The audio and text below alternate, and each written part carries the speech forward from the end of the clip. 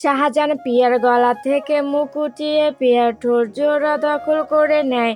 নিজের প্রসারী হাত দুটো পিয়ার কোমরে রেখে ঠোঁট চুষে নিচ্ছে অনবরত। ঘটনার আচমকা পিয়া কেঁপে উঠে নিজের বন্ধ করে রাখা নেত্র জোড়া খুলে ফেলে সে শাহজাহানকে দূরে সরিয়ে দেওয়ার প্রচেষ্টা করলো। সেই চেষ্টা ব্যর্থ হলো।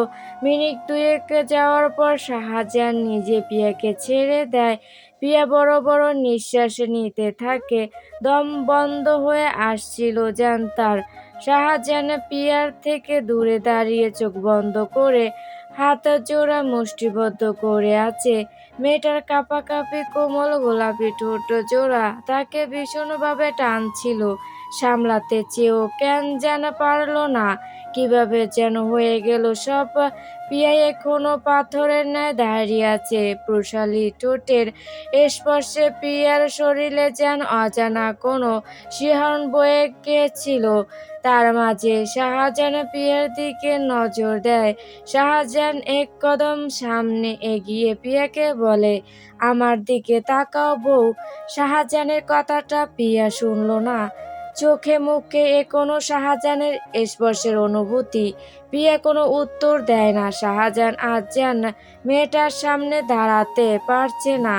বারবার তাকে টানছে। তার সামনে দাঁড়ানো রমণীটা পিয়াকে কিছু বলতে না দেখে পিয়ার হাত ধরে নিজের দিকে ঘুরালো।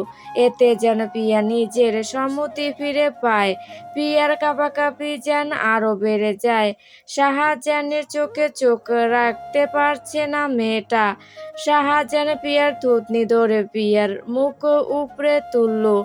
কিন্তু পিয়া লজ্জায় নিজেকে নুয়ে ফেলে।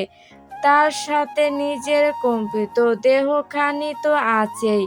শাহজাহান নেশালো কণ্ঠে বলল, কাঁপাকাঁপি করবে না প্লিজ বউ। এই কাঁপাকাঁপি দেখলে বড্ড এলোমেলো হতে চাইবে মন, তখন কি হবে নিশ্চিত বুঝতে পারছো। পিয়ার হঠাৎ যেন কোথা থেকে সাহস এলো। সে নিজের চিকন হাত দিয়ে শাহজাহানের বুকে ধাক্কা দেয়। এতে শাহজাহান বিন্দুমাত্র নড়ে না সে জায়গা থেকে। এই 4 ফিট 7 ইঞ্চির মেয়েটা বুঝি 6 ফুট লম্বা সুশ্রম দেহের পুরুষটাকে সরাতে পারবে? বরং পিয়াই যেন কিছুটা পেছনে ধাক্কা খেলো। তারপরও সে সাহস নিয়ে বলে, আপনি সবার সামনে বর্ধ মানুষের মুখোশ পরে থাকলো আসলে চরম অবর্ধ আপনি। সেনাবাহিনী না, আপনার নামের সাথে ভণ্ডলোক যোগ করা প্রয়োজন। এত বড় রুম রেখে আপনি ছাদে এসে এসব করছেন। এখন যদি কেউ দেখতো তাহলে কি হতো? শাহজাহান পিয়ার চোখে চোখ রেখে বুড়ো উঁচিয়ে গাছারা মনোভাব নিয়ে বলল, আমার বউ, আমি যা ইচ্ছে তা করব। কে দেখলো কে চেয়ে থাকলো তাতে আমার কিছু যায় আসে না। তার মানে আপনি আগে থেকে প্ল্যান করে রাখছেন যে বাসর রাতে ছাদে কাটিয়ে দিবেন? কিছুক্ষণ থেমে আবার বলে, এই জন্য বুঝি আমাকে ছাদে নিয়ে এসেছেন? তুমি যদি সেটা ভেবে থাকো তবে হ্যাঁ। কণ্ঠ সামান্য খাদে নামিয়ে পিয়ার কানের কাছে মুখ এনে ফিসফিসিয়ে বলে, বাই দ্য ওয়ে, অপ্রত্যাশিত ভাবে হলেও তোমার ঠোঁট জোড়া খুব বেশি মিষ্টি। কথাটা যেন পিয়ার কানে লতিতে আগুন ধরিয়ে দিল। লজ্জায় মুখ নুয়ে ফেলল মেয়েটা। সেটা দেখে শাহজাহান হেসে কিছু বলতে উদ্যোগ হতেই কিছু পড়ে যাওয়ার আওয়াজে নিজে সেদিকে থেমে গেল শাহজাহান। পিয়াও যেদিকে থেকে আওয়াজটা আসলো সেদিকে তাকায়। আর তাকাতেই পিয়া হতভম্ব হয়ে তাকিয়ে রইল। শাহজাহানও যেন এই মুহূর্তে তিশাকে এখানে আশা করেনি। বিরক্তিতে নিজের সরু সামান্য মোটা কালো কুচকুচে বুড়ো জোড়া কুচকে ফেল। তিশা ছাদে এসেছিল কোনো কারণে। কিন্তু ছাদে এসে শাহজাহানকে পিয়ার সাথে এখানে এত ঘনিষ্ঠ অবস্থায় দেখে তেলে বেগুনে জ্বলে উঠে সে।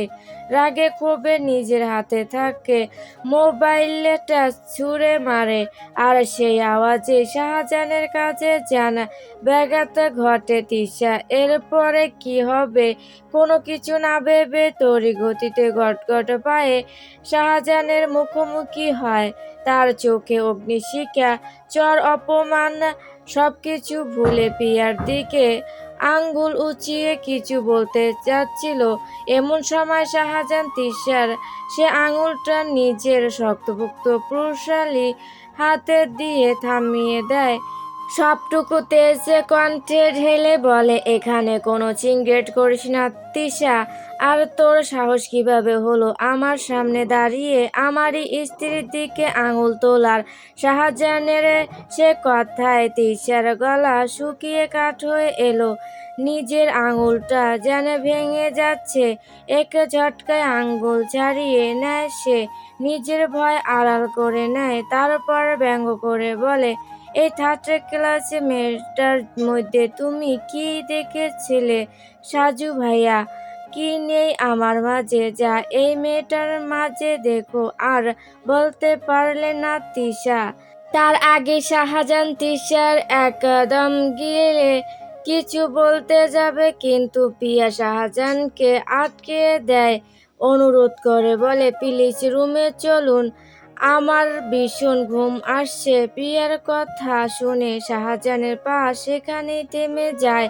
সে তিশার দিকে অগ্নিদৃষ্টি নিক্ষেপ করে আচমকায় তড়ি বেগে এক কদম পিছিয়ে পিয়াকে পাজা কোলে তুলে তিশার সামনে দিয়ে গটগট পায়ে চলে যায়। তিশা পেছন থেকেই তাদের যাওয়ার পানে ক্রোধ দৃষ্টি নিয়ে চেয়ে থাকে, সাথে চোখ ছলছল করে উঠে।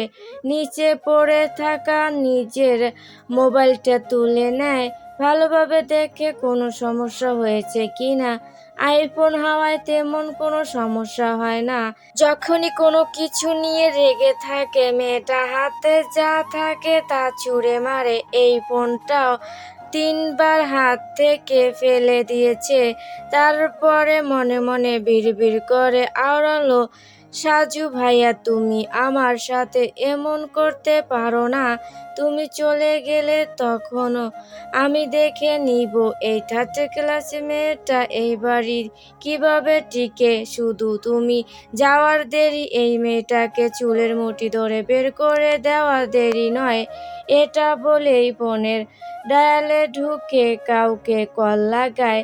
ঘড়ির কাঁটা রাত প্রায় 4টার ঘরে। এক দম্পতি জেগে আছে এখনো।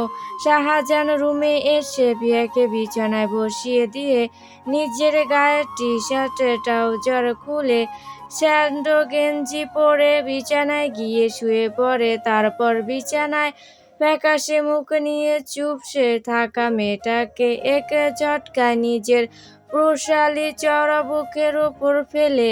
এতে পিয়ার নরম ওষ্ঠ জোড়া অজান্তেই শাহজাহানের বুকে ঠেকে। এই পুরুষালী শরীরের গন্ধে পিয়ার যেন মাতাল মাতাল লাগলো। তার বুকের লোমগুলো পিয়ার মুখে সুরসুরি দিতে লাগলো। সে উঠে যাওয়ার জন্য ছটফট করে, কিন্তু শাহজাহান আরো দৃঢ়ভাবে পিয়াকে ধরে রাখে নিজের বুকে। খুব শান্তি লাগছে তার, জান তার প্রাণ তার বুকে। এর মাঝে শাহজাহান মেহগনি কণ্ঠে বলে, সারা জীবন থাকবে আমার মতো অদম পুরুষটার সাথে। পিয়া সে কথার জবাবে কিছুই বলল না, বরং প্রসঙ্গ পাল্টিয়ে ভরাট কণ্ঠে বলে, আমার জন্য আপনি তিশার সাথে এমন ব্যবহার করলেন কেন? ও তো আপনার চাচাতো বোন হয়। আপনার ফ্যামিলি হয়তো আমাকে মেনে নিতে পারেননি, তাই না? কথাটা শুনে শাহজাহানের বুক কেঁপে উঠল। সে আদরে কণ্ঠে বলে, এই পৃথিবীর সকল নিয়ম ভেঙে হলেও আমি সারা জীবন তোমাকে চাইবো। কে তোমাকে মেনে নিল কে নিল না সেসবে আমার কোনো মাথা ব্যথা নেই। আমি ঠিক থাকলেই কি হয় না, এভাবে কথা বলতে বলতে শাহজাহান দেখে পিয়াকে কিছু বলতে না দেখে পিয়ার মুখের দিকে তাকায়। মেয়েটা ঘুমিয়ে পড়েছে। কি অপূর্ব মোহনীয় লাগছে মেয়েটাকে। শাহজাহান অজান্তে মেয়েটার নাকে এক টানা চুমু বসালো।